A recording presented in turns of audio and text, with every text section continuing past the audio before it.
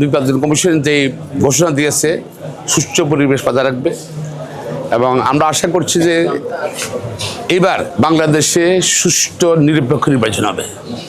মানুষ তার ইচ্ছে অনুযায়ী ভোট দিতে পারবে, যেটা আমার দল বিএনপি চায়, আমরাও চাই। নিশ্চয় আশা করছি ইনশাল্লাহ সে নিশ্চিত করতে পারবে।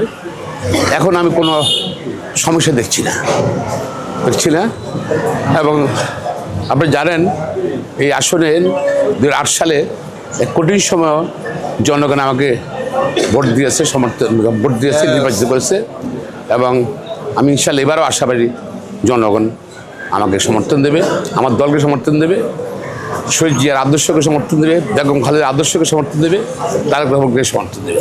আমি চাই সবাইকে আহ্বান জানাই, দেশটা বাংলাদেশে সবার, দেশটা একটা সুষ্ঠু রাজনৈতিক ধারা আসুক, গণতান্ত্রিক ধারা আসুক, দেশের স্থিতিশীলতা সবাই চায়।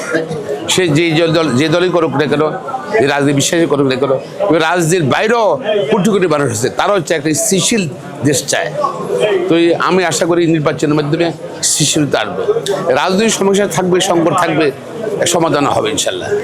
আমাদের দল অত্যন্ত ডিসিপ্লিন দল এবং আমাদের চেয়ারপারসন বেগম খালেদা 3বার প্রধানমন্ত্রী মারা গেছে এবং সারা দেশের কোটি কোটি মানুষ যে জানাজায় অংশগ্রহণ করেছে।